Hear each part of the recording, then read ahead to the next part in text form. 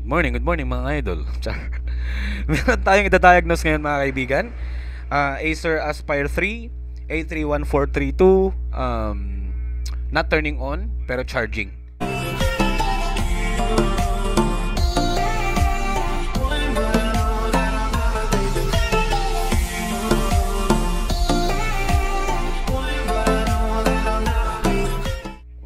Super messy na ng hair natin. So, diagnose natin and charging naman siya, pero kapag pre-press yung power button, hindi siya nagto-turn on. And dito biglang namatay, yun ang sabi ng client. So, check natin. Hopefully, ang pinaka main na problem lang natin dito is sa keyboard, no? And no further issue sana. So, tanggalin natin yung back cover nito, mga kaibigan. Yan. So, natanggal ko na rin to kagabi kasi binack up ko lang yung files niya. Very important yon para sa mga teachers.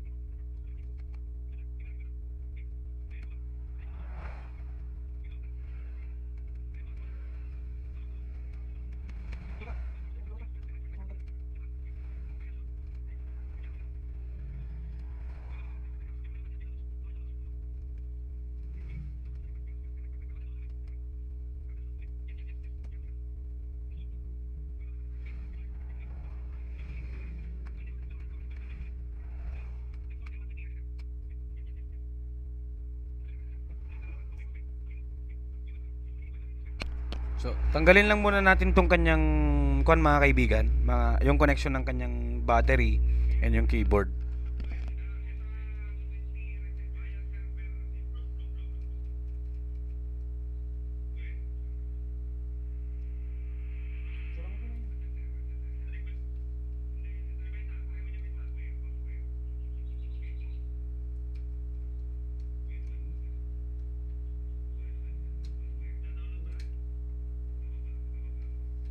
So, may history na rin pala to ng repair. Nakikita naman natin sa keyboard, mga kaibigan, no? Nagpalit na.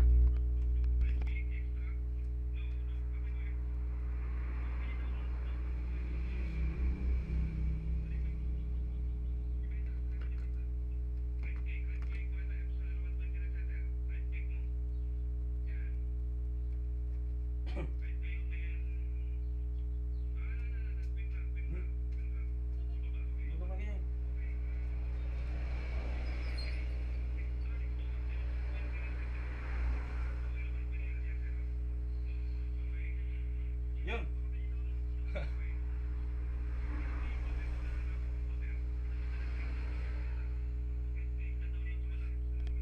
So, umikot, umandar, then bigla siya nag-stop. Ngayon, turn on natin. Meron. Nagto-turn on naman. Naka-turn on naman siya. Yun, oh. So, hintay lang natin na mag-respond kung sakali. Or try natin. Naka-turn on na siya. Try natin i-reset yung kanyang i-remove muna yung kanyang CMOS battery, no? Kasi nagpakita yung logo kanina eh.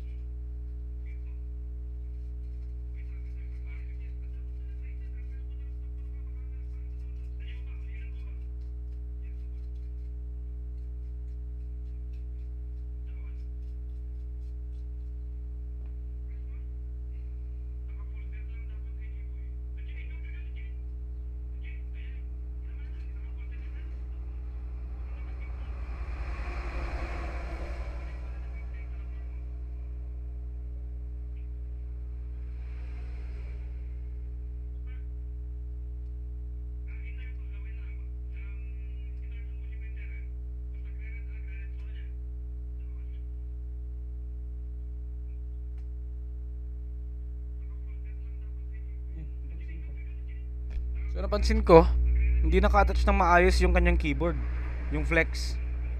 So try natin. Ni-reset lang natin yung kanyang, tinanggal lang muna natin yung kanyang CMOS battery, then leave it for a minute. Then bago natin salpak, then turn on ulit.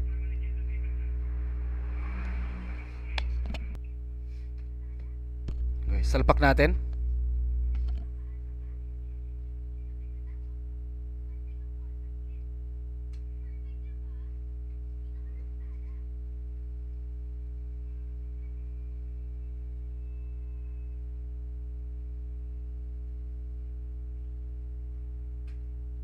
Yung sumikot.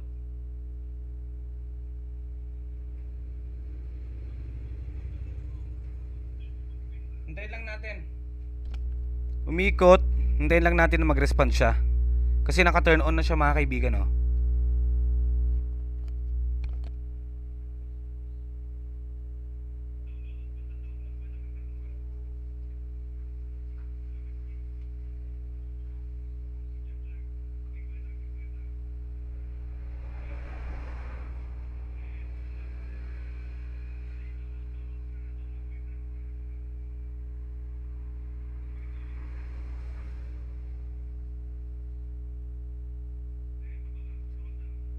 Try natin disconnect yung kanyang ano, yung kanyang keyboard.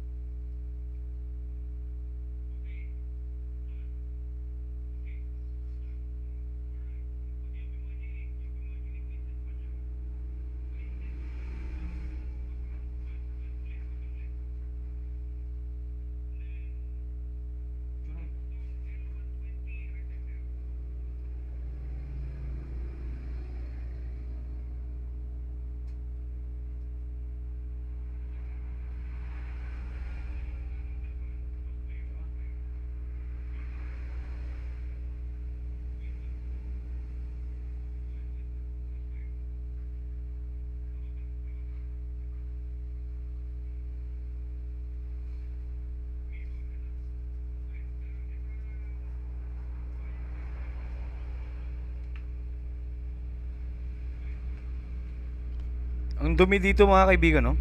Sa may kanyang sa mga pins dito sa keyboard slot o keyboard port.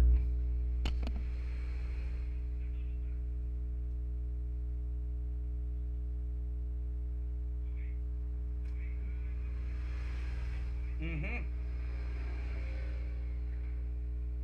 So press natin yung pin na dalawa dito sa gilid using a screw, no? Press natin siya.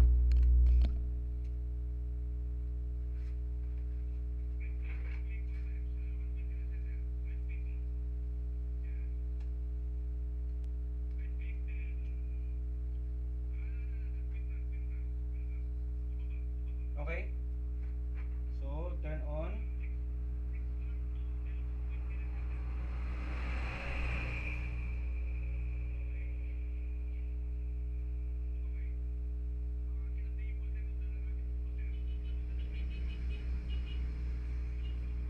Yun.